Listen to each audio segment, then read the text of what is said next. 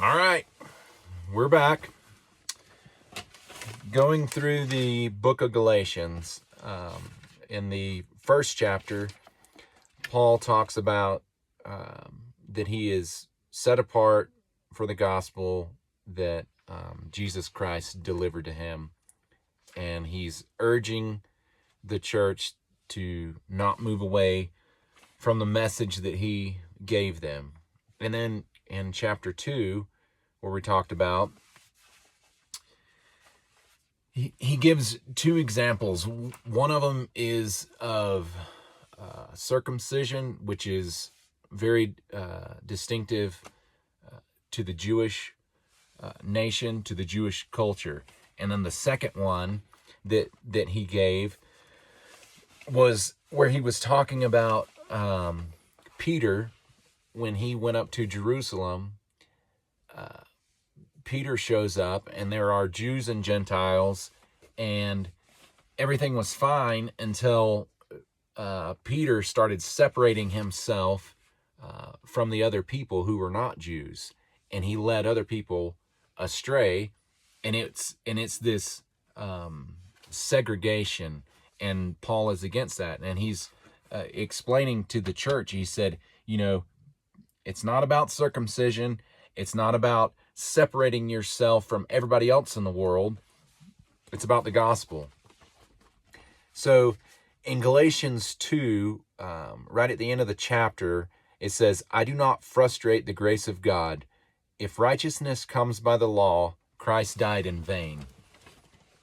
And I bet that's a scripture that most of us don't have underlined in our Bibles, but it's such an interesting one. It says, if righteousness comes by the law, by the regulations, by the requirements of like keeping the 10 Commandments, keeping the Sabbath, all of the laws and regulations that the Jewish culture knew, he says, if righteousness comes by that, then there's no need for Jesus Christ to come. And so in verse 1 of chapter 3, it says, O foolish Galatians, who has bewitched you that you should not obey the truth? So what he's trying to emphasize yet again is like, it is not about the law. It's not about keeping the 10 Commandments. It's not about removing or segregating yourself from everybody else in the world. It's about Jesus Christ, and it's about his gift that he has given unto us. And I know a lot of people kind of get caught up in traditions or even, like the 10 Commandments is a really big one for Christianity. Although it was given to the Jews, it's a big one that a lot of Christians hold on to and say, this is what God requires of us.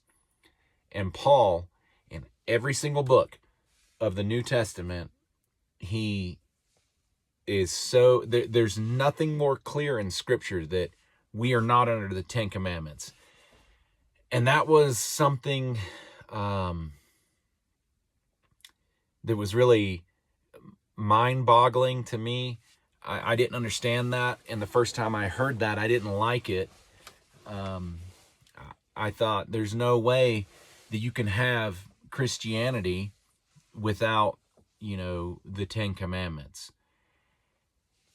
Because my focus and what I'd been taught, my focus was all about my performance, or the lack thereof most of the time. But anyway, it was all about the things that I needed to do to please God.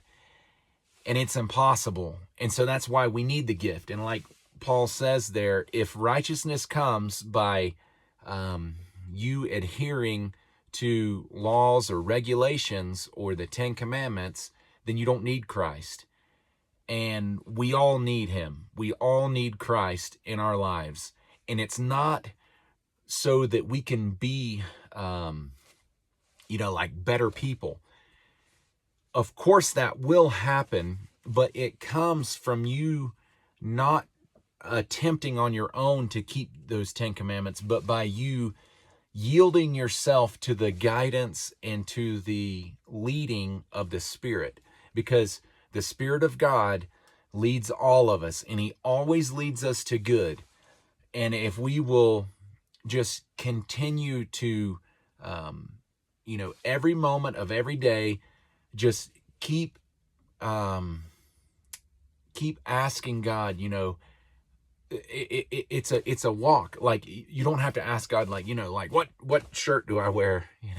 Probably not this one, but it's not that. But God, he is involved in all of the things of your life. So instead of being so conscious and aware of your good deeds, or most of the time it's the lack of good deeds, like, I shouldn't have said that, I shouldn't have done that, I shouldn't have gone there, I need to be doing better. If you can remove that from your life and you can offer yourself to Christ, like, what am I supposed to do today? And be ready, like, for your answer to be yes. Whatever God leads you to do, just do it. And that is something that most people don't like, because there's no way to regulate that. God doesn't tell me the same thing that he's telling you. We have different lives, but God he's on the inside of us, and he will lead you, and he is trying to lead you.